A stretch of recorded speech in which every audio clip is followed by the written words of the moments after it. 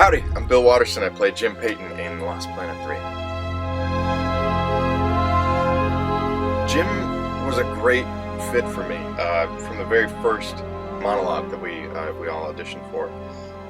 It was a very easy voice to find, very much in my own wheelhouse.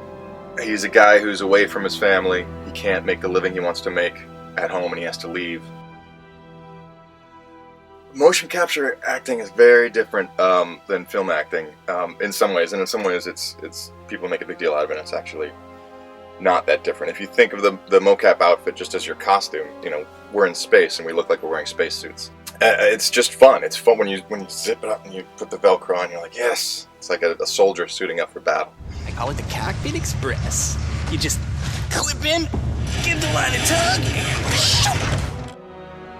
Lost Planet 3 was a blast. There's so many highlights. The writing was spectacular.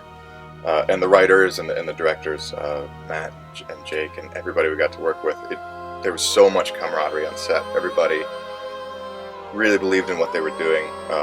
And a lot of us had actually worked together from day one, like three and a half years ago, when Spark was just demoing what they were hoping to do should they work with Capcom on Lost Planet. And those guys are all my friends now.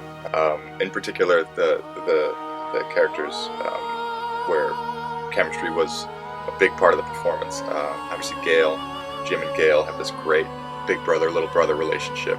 Jonathan Rumi, who plays LaRoche. We have a great sort of competitive, pushing each other's buttons kind of relationship. And that was really fun to play out on set. Yeah, and those guys are now definitely friends of mine. Again, a rare thing. Hey, David, you were asking about Lost Planet taking place 50 years after the colonization of E.D.N. 3, and how the timeline works out. Obviously, Lost Planet 3 is a prequel, and we're seeing Nevek for the first time arriving on the planet and working with T-Energy to help solve the energy crisis back on Earth. And a lot of the characters and seeds that are planted in Lost Planet 3 then pay out over 1 and 2. Particularly, Gale is Wayne's father, and you get to see how that is all set up. And they do a great job. I had gotten confused as a fan. I'd gotten confused with the switch from an ice planet to a jungle planet and how that all could fit together. And they do an excellent job of fitting in all those pieces and making all of that make sense, which was really exciting to see play out. But it turns out that this actually isn't the first time that the planet has been colonized. But I'll leave those secrets for you to discover. Chris was asking how many weapons we used while we were filming. That was the most fun part, I'll be honest with you. Because the motion capture technology is so sensitive, you actually have to use things that are weighted similarly to how they are in real life. Otherwise, just the way you carry your body and the way you move won't read.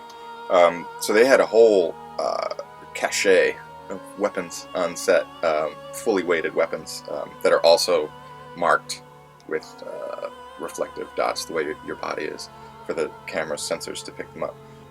So when shots of using a pistol, it actually had something weighted like a Glock.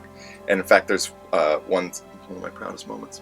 There's one bit, it's during a voiceover, and Jim is planting a T-energy post, and then he sees some acre and he fires, does the twirl and puts it in.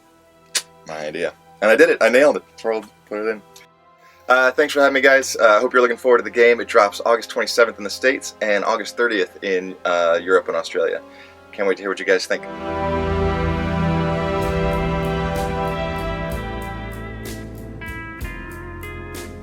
Home sweet home.